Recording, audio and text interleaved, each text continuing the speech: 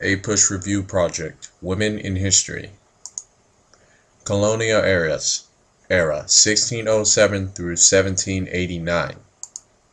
American Indians. Before Europe's arrival, women were essential in the American Indian culture, gathered plants and crops, made tools, and built houses. In some societies, community life was organized around female kinship. Thus, some became chief or played part in the treasury. An example, Pocahontas. Roanoke, an island near the coast of North Carolina that was established in 1957 and is known to be the first English settlement in the New World, became known as a lost colony since the settlement failed and the settlers at the time whereabouts are still unknown. Jamestown, located in Virginia, first successful settlement in the Virginia colony, including many men, indentured servants, and tobacco brides. Tobacco brides, women who would move to the New World for free only if they were to get married and the husband would pay 150 pounds of tobacco in exchange. Legal status of colonial women. Women had no property. No property equal no power. Women usually lost control of their property when they were married. Married women had no separate legal identity apart from their husband. Women could not hold political office, serve as clergy, vote, or serve as judges. Single women/widows did have the right to own property, but they had no job, so they would quickly get married, in which the property would be controlled by the husband. Married women could not make contracts even for their own labor. Puritans, English Protestants who believed in strict religious discipline and the simplification of worship, settlers of Massachusetts Bay Colony. Anne Hutchinson challenged Puritan religious authorities by questioning the idea of predestination with her theory of antinomianism. Put on trial where she claimed to have received the revelations from God, was banished, so she moved up north, founding Rhode Island. Salem Witch Trial, a series of witchcraft trials in which started with a group of girls from Salem who claimed to have been bewitched by an older woman in the colony. The Early Republic, 1789 through 1815. Abigail Adams, wife of John Adams, and was an early proponent of women's rights. Quote, I long to hear that you have declared an independency, and by the way, in the new code of laws which I suppose it will be necessary for you to make, I desire you remember the ladies and be more generous and favorable to them than your ancestors. Do not put such unlimited power into the hands of the husbands. Remember, all men would be tyrants if they could. If particular care and attention is not paid to the ladies, we are determined to foment a rebellion and will not hold ourselves bound by any laws in which we have no voice or representation. Cult of domesticity and Republican motherhood.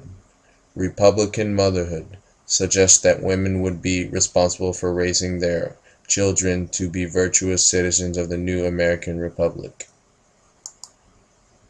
Women Moral Society. Growing feminist attitude in women led to the idea that women could contribute to the community. Catherine Beecher Stowe urged the profession of teaching. She succeeded because teaching was becoming a feminine job. The Second Great Awakening, a series of religious revivals stressing the philosophy of salvation through good deeds in Christ's return, fueled the women's rights movement and the temperance movement. Now we move into the antebellum period, which is around 1850 to 1860. To start, we have the Lowell Mills girls who were under the Lowell Mill system, which was a paternalistic textile factory system which employed mainly young women from 7 to 18 from New England farms to increase efficiency, productivity, and profits. The girls that worked in this system were very ill treated. Some pains caused from minor to major, like some would get their hair cut off, or some would even get their fingers chopped off. And the sad thing is, the company would do nothing to repay the injuries. This angered a lot of women. Thus, but but they couldn't really do anything since they couldn't vote. This led to the Seneca Falls Convention of 1848. Leading this, we have on the left Elizabeth Cady Stanton and on the right Lucretia Mott. It was the first women's rights convention in the U.S. and they launched the women's suffrage, and it launched the women's suffrage movement. In here, the Declaration of Sentiments was made, which was the grand basis for attaining civil, social, political, and religious rights for women. It also followed the form of the Declaration of Independence.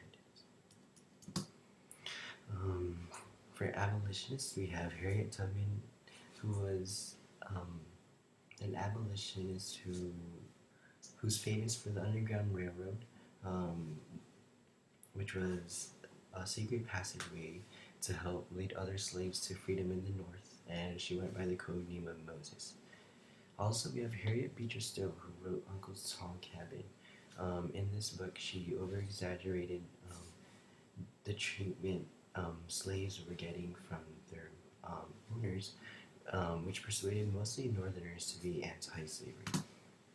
Other important women, we have Dorothy Dix, who was a rights activist on behalf of mentally ill patients, and she created the first wave of mental asylums. In medical terms, we have Elizabeth Blackwell, who was the first woman to graduate from medical school and became a health public activist. And also we have Louisa May Alcott, who wrote the book Little Women, and what's special about her is during this time only men wrote books.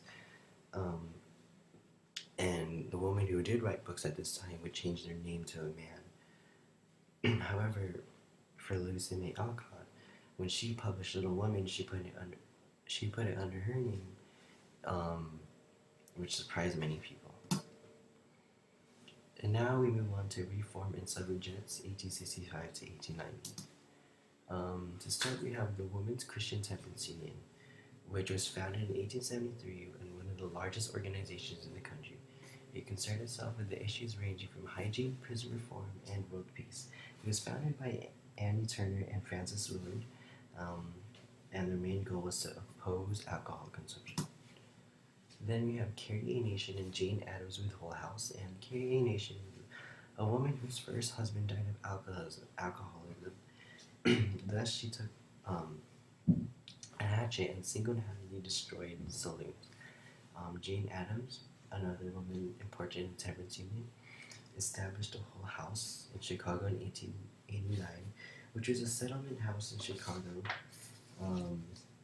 in the Chicago slums that became a model for women's involvement in urban social reform. Jane Addams was a leading social reformer who lived in the poor slums and pioneered new forms of activism for consumers. Also, we have Mother Jones, and Mother Jones supported striking railroad workers in Pittsburgh and traveled around the country organizing coal miners, campaigning for improving working conditions. She basically helped pave the way for reform. And we also have the Gibson Girl, as shown here. And the Gibson Girl was just a feministic ideal portraying athleticism, beauty, and college. We have the Gibson Girl. By athleticism, we mean like actual golfing, or bicycling.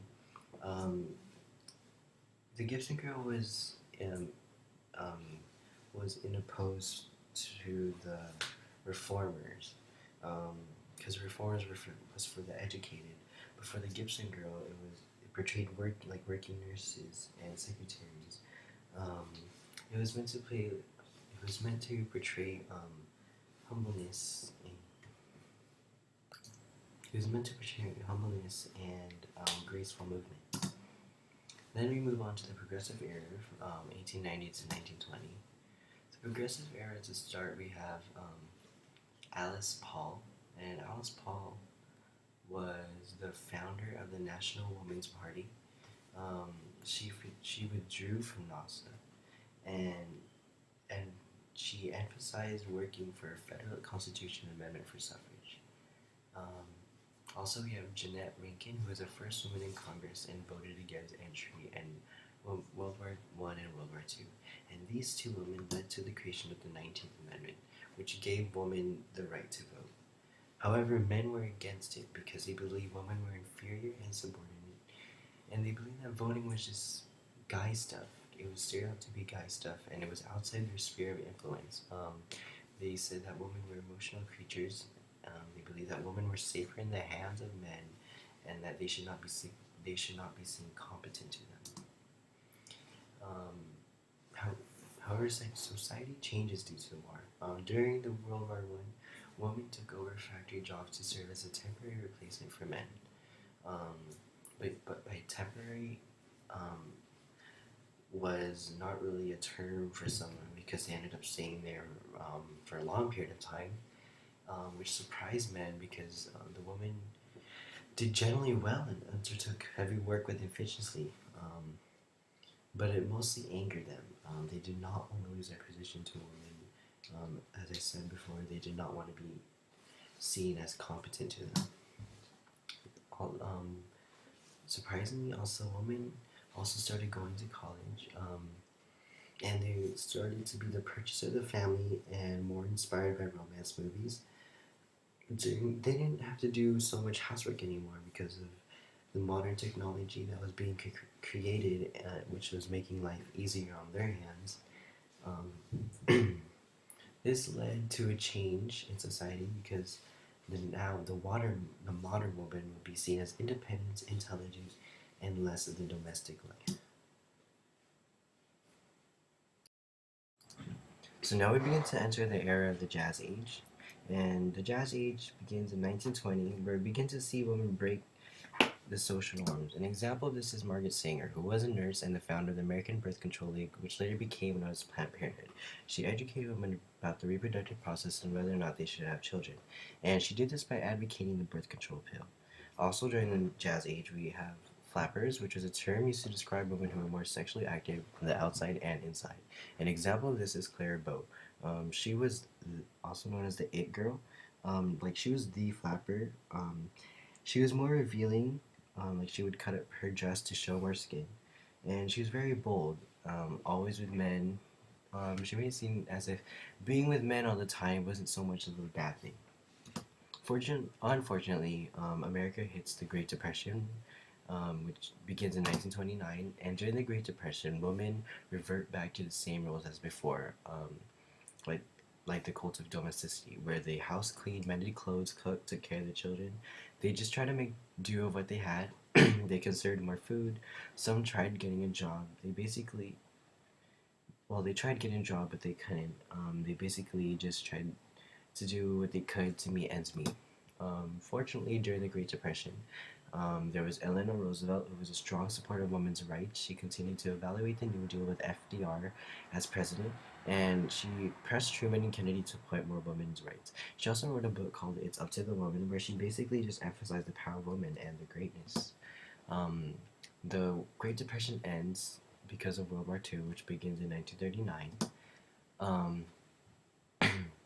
Um, during the during World War II, women joined the army to release a man from combat, and they served in the military, where they were considered the best soldiers because they worked harder, complained less, and had better discipline. They also served as pilots, where they ferried planes, transported cargo, and participated in combat training. And they also served in the Navy.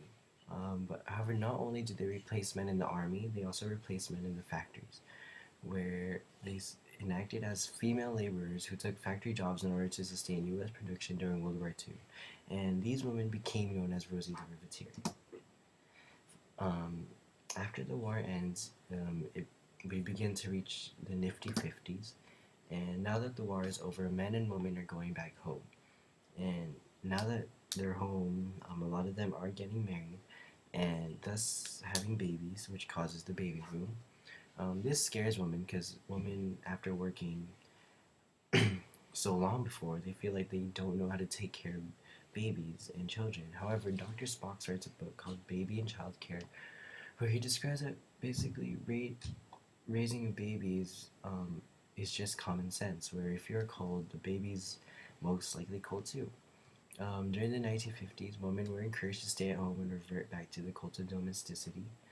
However, they never really felt pure happiness with the luxurious life they were living. Um, they had a husband who was able to meet financial stability. Um, they had good children, a nice house, a nice car, but they never felt truly happy. And this is described in Betty Friedan's book, The Feminine Mystique. Um, Fortunately, the women's rights started to expand since 1963, and this is due to the Equal Credit Act of 1974, which which released discrimination based on sex, race, marital status, religion, origin, or age. When it comes to buying stuff. And there's also the Civil Rights Act of 1964, which was passed by LBJ, where um, segregation and discrimination in the workplace was outlawed. And also, there was affirmative action where there would be educational, um, equal opportunities for um, women and minority groups. Now we begin to reach the 1980 to the present, and we see a huge change in women's history, where we have people like Joan Ferraro, who was the first woman to be a Democratic vice presidential candidate. She played a strong voice against Reagan's administration economic policies. She supervised prosecution of sex crimes, child abuse, and domestic violence. She also sponsored Women's Economic Equality Act in 1984, where she ended pension discrimination against women. Also, we have women like Sarah Palin, who was the first woman nominated for Republican vice president. She spoke mostly about the Second Amendment and pushed for gun control. Um, from the time where women were as served as housewives and couldn't vote to now, you see a huge change, and all caused by little acts made by several women. So that's our video, and thank you for watching.